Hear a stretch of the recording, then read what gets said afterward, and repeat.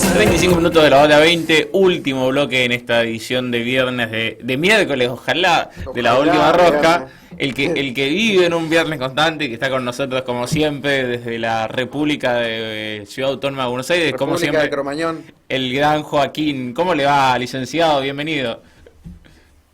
¿Cómo estás, Brian? ¿Cómo estás, Ale? Un gusto como siempre. ¿Se te ha extrañado? Pasó la racia. Cuando dijiste se te extraña, te juro por Dios que creí que ibas a empezar, no se te escucha en realidad. Pero estoy muy alegre de haber escuchado eso.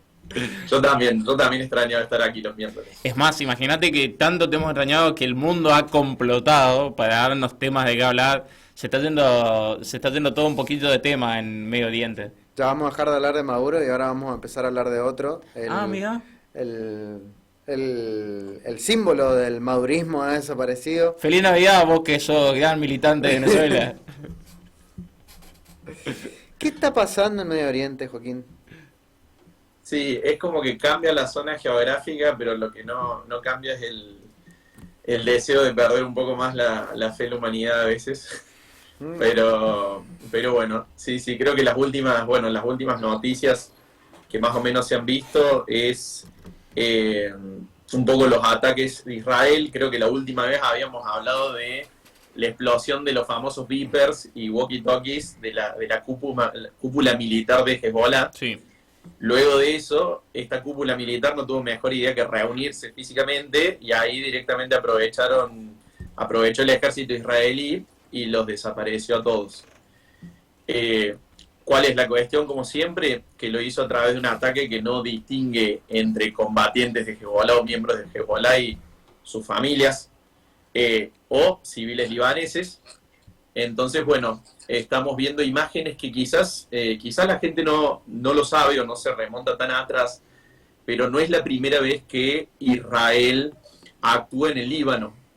Israel, de hecho, en el año 81-82, invade el Líbano. Y el Líbano, de alguna manera, entra también a jugar fuerte en el conflicto entre Irán e Israel y también con el tema de Palestina. ¿Por qué? Porque, bueno, en ese momento, en el 82, en realidad, fue porque hubo un atentado contra un canciller israelí por parte de una organización palestina que era UNIDAL, que era una organización palestina que en realidad estaba en contra de la OLP, que era la Organización de Liberación Palestina, la famosa, y no tuvo mejor idea en ese momento el gobierno israelí de ingresar al Líbano para hacerla básicamente desaparecer. Terminó siendo fácil entrar, pero muy difícil salir, e Israel, el último contingente, se fue en el año 2000 de ahí. Y ahí también se crea y se funda Hezbollah, que primero empieza siendo como una idea de una suerte de organización de defensa, porque en el Líbano hay muchas minorías religiosas también. Y el Líbano es un país que no tuvo tampoco ni un ejército unificado, ni siquiera una sociedad unificada en sí. Entonces hubo muchas minorías. Por una parte musulmanas, hubo suníes, chiitas, alawitas, y también hubo muchas minorías cristianas, drusas principalmente y maronitas. Pero bueno, en ese momento nace Hezbollah como esta estructura medio de defensa de la población chiita, pero termina convirtiéndose de alguna manera en esta milicia gigante, brazo armado y financiado por Irán, y siendo de alguna manera el agente de Irán en la región. Y también siempre actuando en defensa o en solidaridad con Hamas y en solidaridad con los palestinos, O sea, que no son los mismos. Así que bueno. podemos decir que el ataque a Líbano es un ataque más a Irán que a Líbano. Yo creo que el ataque un poco surge de una doctrina que Israel ya aplicó en Palestina y ya había aplicado anteriormente en Líbano, que es la doctrina de Ahirra, que Israel ya había bombardeado Líbano, por ejemplo, en el 2006, y lo que hace básicamente es bombardear la infraestructura civil libanesa para tratar de persuadir a Hezbollah que llegue de alguna manera a un alto al fuego, pero a través del amedrentamiento. O sea, yo te bombardeo para que la población civil se ponga en contra tuyo. Básicamente. Lo que pasa es que eso hasta el momento nunca nunca le ha funcionado como un alto al fuego, ¿no? Y que buscan ahí un levantamiento civil, digamos. Claro, lo que pasa es que ya la población, como los palestinos tampoco comulgan todos con Hamas, de hecho se ha visto, tampoco los libaneses de alguna manera están todos a favor de Hezbollah. Eso tampoco ha pasado. Lo que pasa es que, bueno, creo que también lo hablamos en otras ocasiones, creo que todos están jugando un juego de suma cero, tomando pequeñas decisiones tácticas que los van llevando más cerca de una escalada y una guerra regional, cuando en sí el poder de detener esto está en los líderes. O sea, está Netanyahu en poder de decir, che, paremos la mano y sentémonos a negociar un alto al fuego con Hamas, y eso va a hacer también que Hezbollah haga para atrás. Nadie quiere entrar en una escalada porque a nadie le conviene, y sin embargo están tomando todas las decisiones para hacerlo porque nadie quiere quedar como el elemento débil. Bueno, pero también me parece complejo o compleja la situación de, por un lado, continuar, pero es como que hay una sensación de hasta que no termine, no desaparezca el último terrorista, no vamos a parar. El tema es dónde está el foco de producción de terroristas, por así decirlo, porque si no parece como que en qué momento lo vas a terminar. Te vas a quedar con una guerra sin supuestos terroristas en Medio Oriente y te vas a tener que ampliar a otro lugar. O sea, tiene que haber un límite, tiene que haber algo que quede claro, que no parezca hoy pareciera una venganza. Todo es una venganza más que una búsqueda de la paz. Así es, así es.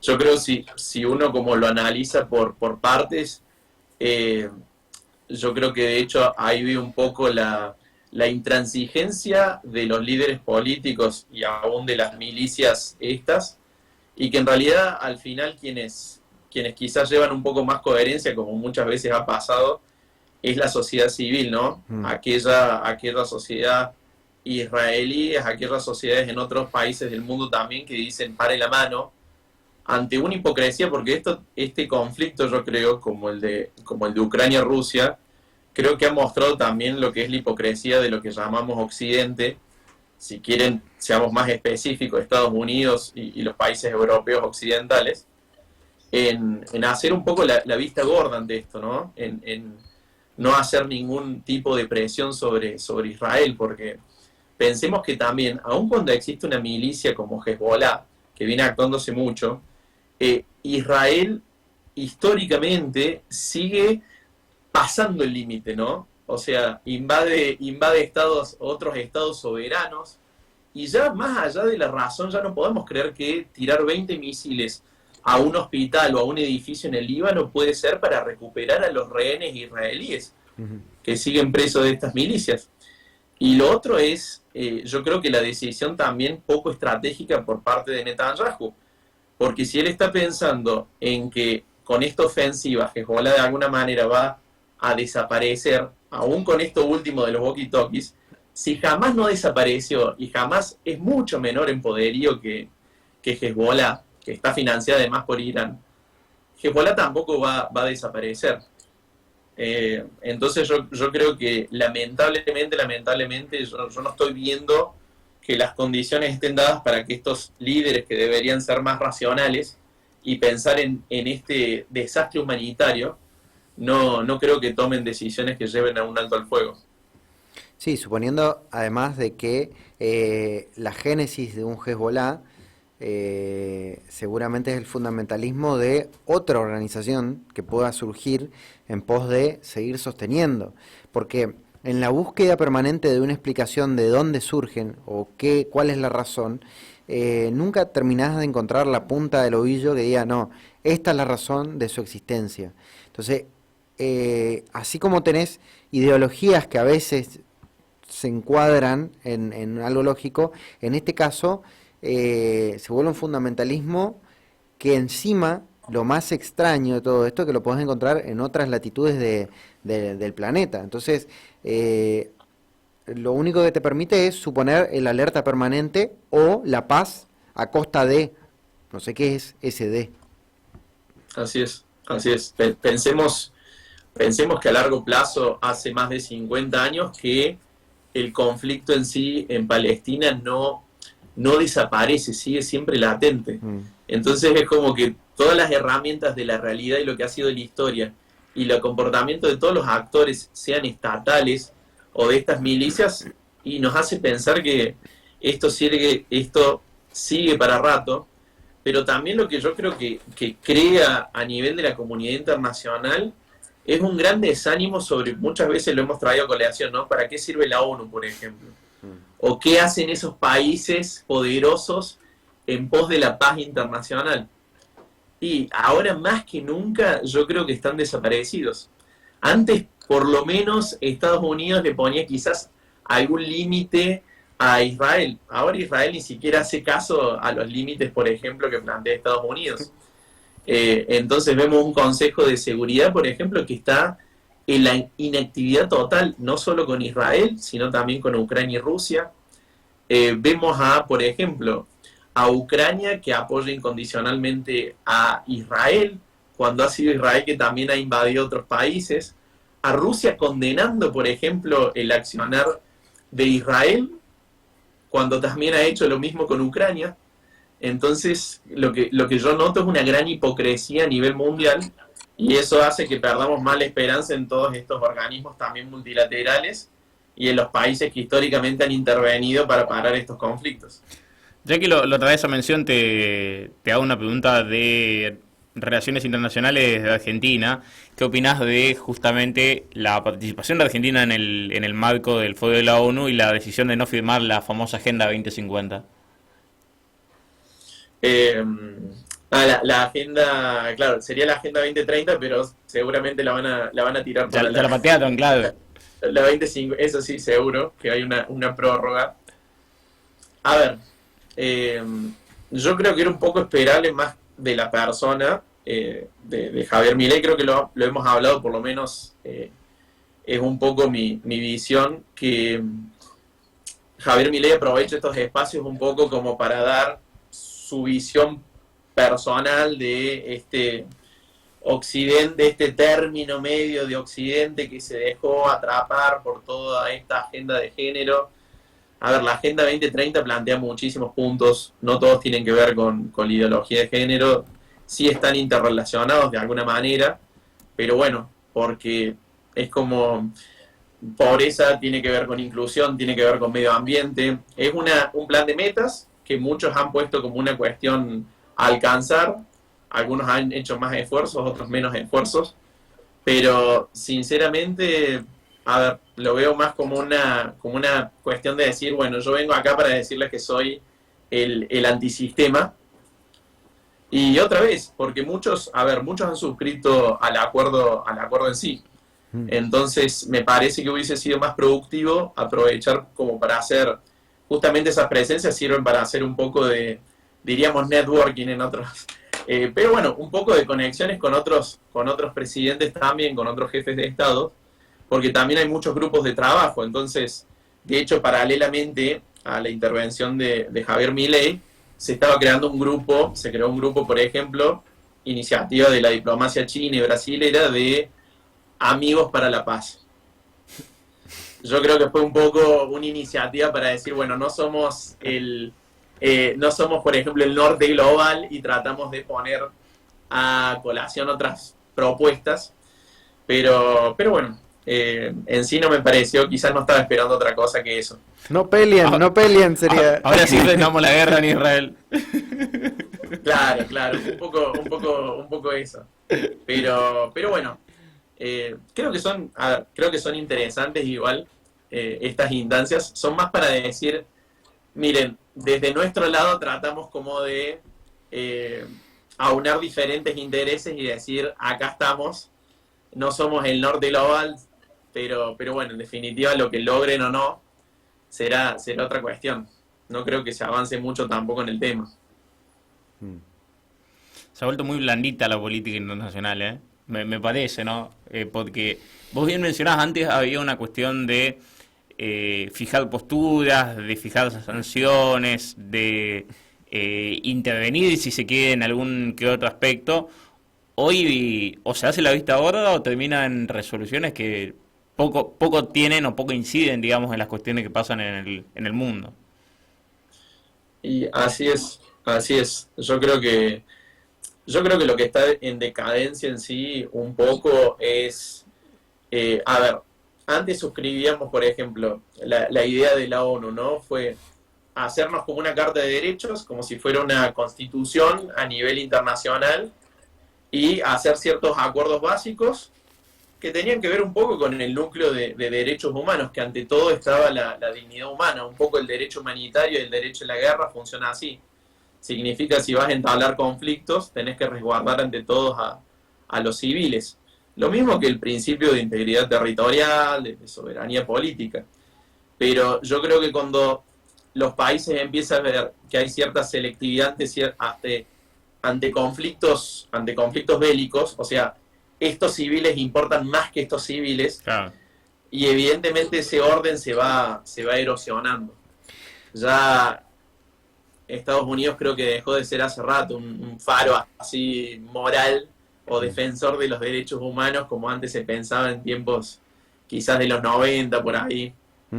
Bueno, de hecho, sobre eso te iba a hablar. Otro factor que indudablemente está motivando a que la cosa se esté dando como se está dando, la cosa, me refiero a todo el balance o el análisis general de las guerras, tiene que ver con la debilidad de un Joe Biden que cada vez que se ha manifestado, hablando en un cordobés propio, no le dieron bola. Sáquele el micrófono al abuelo. Claro, no le dieron bola, entonces esa falta de intención a su mensaje ha debilitado la alternativa de decir, ojo, si Estados Unidos te está diciendo no te metas ahí y vos te metés, probablemente Estados Unidos se va a enojar con vos. Hoy me parece que lo han medido y lo han pesado a Biden y bueno, será tiempo de aquí hasta el 1 de enero, ¿no? Que asume el nuevo presidente de Estados Unidos, que vaya a saber quién Pero será. faltan todavía para las elecciones, 5 de noviembre. Por eso. Estamos cada un mes, ¿eh? Por eso digo, pero independientemente de quién gane, seguramente es otra figura que, estimo yo, será tarea tuya llegar a este análisis de afrontar de otra manera el estado de situación global y definir si entramos en guerra todos o buscamos la paz. Así es. Dependerá mucho. Yo creo que en ese sentido quizás Kamala Harris va a ser un poco más dura en su posición a Israel, pero no lo sé, y tampoco sé cómo van a ser los resultados en definitiva. No te regalé. Ahí noto un poco de favoritismo en tu opinión. Sí, ya de entrada es como que Lo que pasa es que después de escuchar que se comían gatos y perros en Springfield, y me sonó también los Simpsons ahí, es como que dije, bueno, ya es irremontable. Pero la realidad también nos ha enseñado que hay cosas que la verdad se pueden remontar aunque uno no lo crea.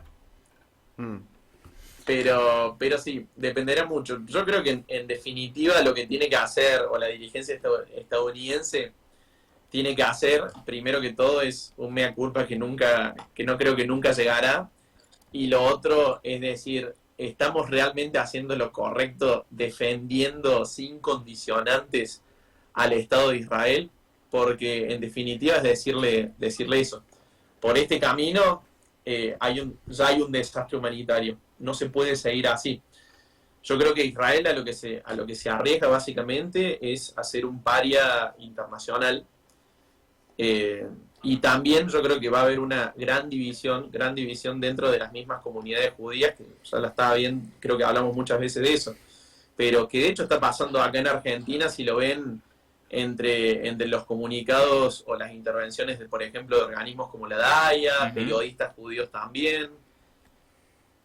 Así que bueno, va a dar mucha tela para cortar a futuro. Bien. Joaquín, un gusto tenerte con nosotros nuevamente en un nuevo miércoles. Te mandamos un abrazo enorme a la distancia, como siempre. Un abrazo para ustedes y un placer, como siempre. Tengan buena semana. Lo mismo para vos. Abrazo grande, chau. Bueno, ahí pasó Joaquín, no le preguntamos si fue a la marcha. No. Pero mientras esperamos la respuesta de Joaquín, damos pase al pase. Ahí está Joaquín, ¿fuiste a la marcha? ¿Qué? Mira, en esta marcha, la anterior sí había ido, pero en esta marcha no fui porque me lesioné la rodilla. Muy bien. Me lesioné la No voy a rodilla. decir así, ¿no? Muy bien. Eh, Bueno, ha llegado el momento. El último 10. Chao, chao. Chao, Joaquín. Ponemos un separador. Ahí va.